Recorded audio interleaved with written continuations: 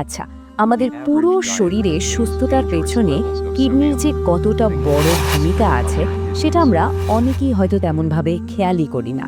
তো আজকে আমরা ঠিক সেই সব নীরব ভুলগুলো নিয়ে কথা বলবো যেগুলো আমাদের অজান্তেই কিডনির ক্ষতি করে চলেছে।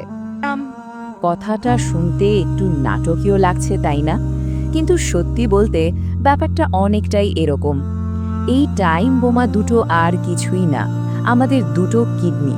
এরা এতটাই নীরবে কাজ করে যে সমস্যা একেবারে শেষ পর্যায়ে না পৌঁছানো পর্যন্ত সাধারণত কোনো জানানি দেয় না।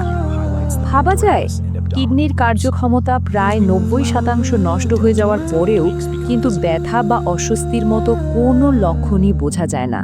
আর ঠিক এই কারণেই আমাদের অনেক বেশি সতর্ক থাকা দরকার। আচ্ছা, এবার আসা যাক আমাদের প্রথম পয়েন্টে।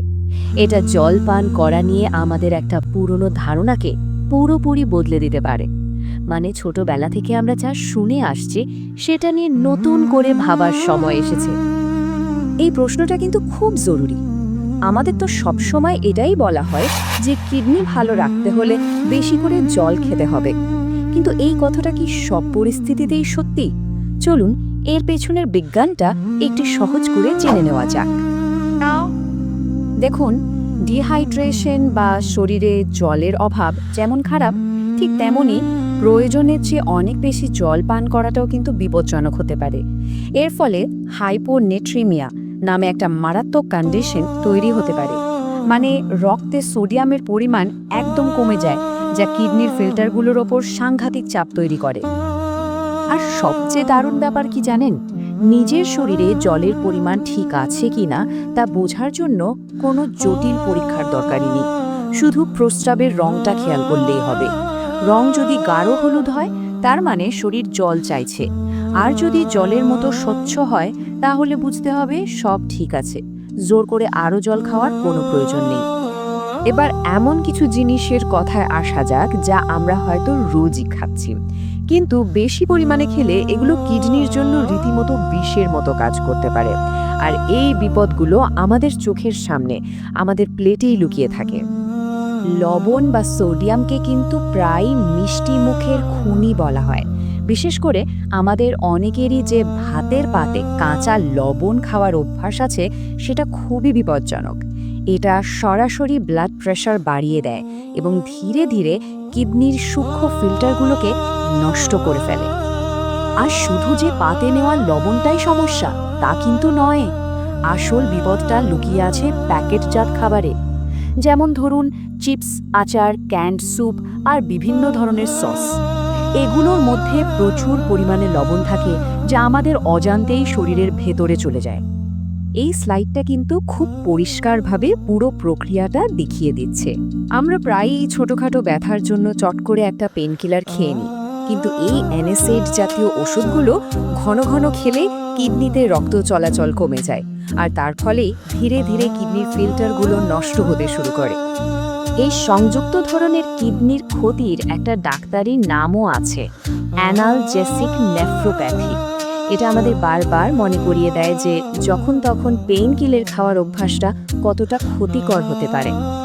খাবার আর ওষুধের কথা তো হলো, এবার চলুন দেখি আমাদের রোজকার জীবনযাত্রা কিভাবে কিডনির জন্য সবচেয়ে বড় দুটো ঝুঁকি তৈরি করে। কিডনির জন্য দুটো সবচেয়ে বড় শত্রু হলো হাই ব্লাড প্রেশার আর হাই ব্লাড সুগার।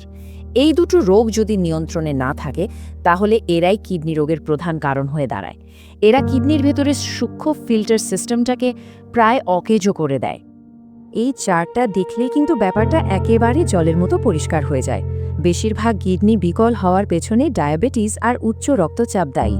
তাই কিডনিকে ভালো রাখতে হলে এই দুটো রোগকে নিয়ন্ত্রণে রাখাটা সবচেয়ে জরুরি।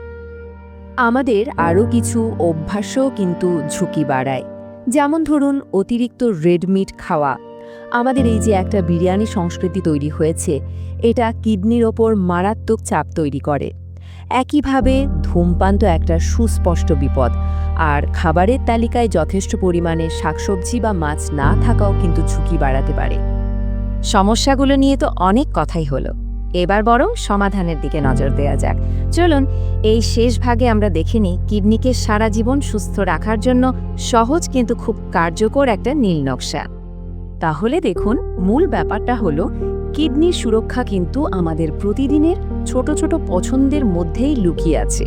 প্রস্রাবের রং দেখে জলপান করা, লবণ কমানো, খুব প্রয়োজন ছাড়া পেন কিলার না খাওয়া, আর ব্লাড প্রেশার ও সুগার নিয়ন্ত্রণে রাখা, এগুলোই কিন্তু আসল চাবিকাঠি। তার সাথে সুষম খাবার খাওয়া আর ধূমপান ছেড়ে দেওয়া তো অবশ্যই জরুরি। আর সব শেষে একটা শক্তিশালী বোনাস টিপ। এই ৩০ সংখ্যাটা একটা সহজ কিন্তু অবিশ্বাস্যভাবে কার্যকর অভ্যাসের কথা বলে।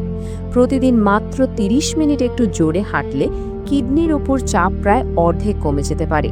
ভাবুন, এই সামান্য বিনিয়োগ স্বাস্থ্যের জন্য কত বড় একটা লাভ।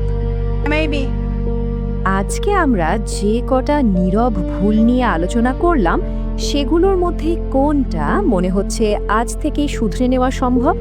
যে কোনো একটা ছোট্ট পরিবর্তনই কিন্তু আমাদের এই গুরুত্বপূর্ণ অঙ্গগুলোকে সারা জীবনের জন্য সুরক্ষিত রাখার পথে অনেক বড় একটা পদক্ষেপ হতে পারে।